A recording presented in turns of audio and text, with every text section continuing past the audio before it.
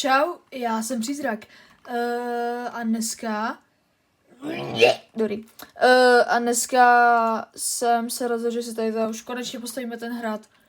Jak jsem říkal, tak jsem si tady chtěl postavit takové bydliště, ve kterém by byly třeba vesničani, zvířátka, prostě všechno hezký.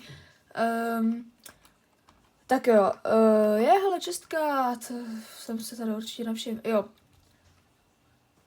Tak jo, dřevo jsem si natěžil, cobblestone jsem si nagivoval, ale to je vám doufám jedno.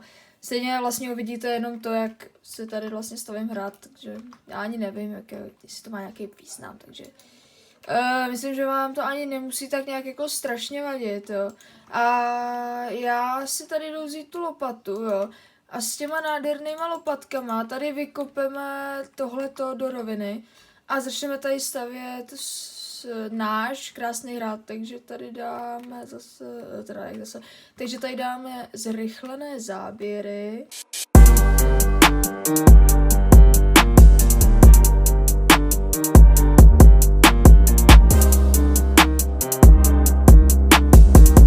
Chudáci ovečky a kravičky budou mít teda, počkej, co?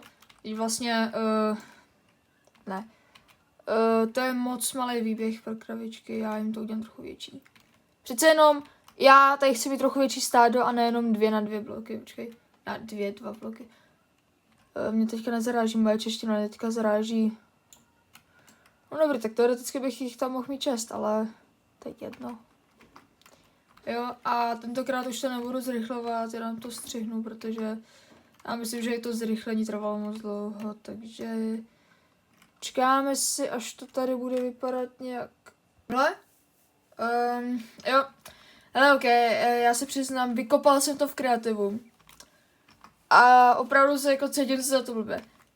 Já jako takhle, já bych se zabil, ale, no jako, chápeš, skočil bych z útesů, ale já to nebudu dělat, protože když si vzpomenete na to, co se stalo v prvním díle, tak já nechci opravdu podruhé ztratit všechny ty věci, jenom proto, že prostě mi bude líto toho, že jsem přišel o nějaký věci, takže opravdu já nevím. Pojďte si dát hit za to, že jsem použil kreativ, jo. Já si to přiznám. Pojďte si ubrat nějaký ten hit. A hop. Dobrý. To je všechno. Já se cítím tak strašně blbě. Tak jo, jdeme si to připravit a teď začneme stavět hrad. Jsem připraven na stavbu. Tak jo, těžká matika. Teďka mi vlastně došlo, že já vůbec nevím, jak to tady budu chtít, aby to jako vypadalo. Tak jo. Základ. Kde bude brána? To mi teďka vlastně došlo, že já ani nevím, kde by byla brána. Brána by teoreticky mohla být... Takhle, já nevím, no. Počkej. Tak začneme základním obrysem věží. Počkej, jedna věž bude takhle tady. Jedna věž bude tady. Hop, hop, hop, hop, hop, hop. Kolik je velkou vysoká? Já to nevidím, kámo. To je hodně. Tak jo, jdeme další typ. Počkej, kolik chceme? Počkej. 1 patro. Takže takováhle velikost věže by mohla stačit. 5 bloků široká věž. Hop, hop, hop, hop, hop, hop, hop. Tak a dáme zase zrychlený záběry na ostatní věže.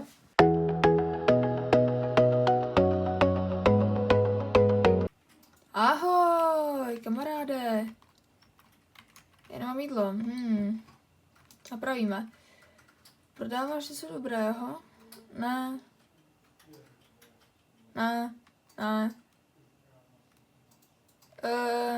Kamaráde, vydř, já se k tobě hned vrátím. Jo, už jsem tady postavil nějakou teda tu věž, jo. Co takového, jako, tohle je jako základ. To je takový jako základ věže. Pak do toho třeba přidělám okna a to, ale teďka máme něco neodkladného. Kde jsi? Ahoj. Tak. Pojď sem. Hop, hop, hop, hop, hop. Ty lamy jsou tak... Hej. Jo, vlastně já ty lana potřebuju. A děkuju. Kámo, ty jsi mi tolik přispěl do života, ty to ani nevíš moc. A ještě to kůži z nich. Já Wandering Trader prostě miluju. Ještě co, kámo? Aby si nebyl smutnej, že si na tebe nikdo nikdy nespomene. Když nespomene. Tak. Tady máš. Tak já jdu zase dostavit ty další věže. Tak a dobrou noc. No! Dobrou noc.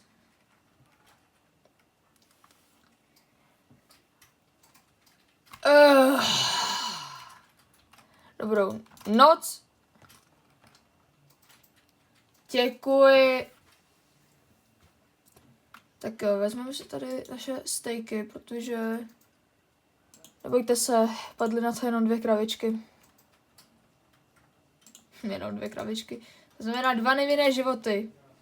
Přízraku to není málo. To je hodně. A je tak jako co? Tak dáme zase střih, jako vždycky. Tak jo, takhle nějak to bude vypadat na konci. Jo. No takhle vypadají obrysy věží. Pak tady uděláme do těch věží 1 patro. A potom tam bude cimbuří, potom tady uděláme hradby s cimbuřím logicky.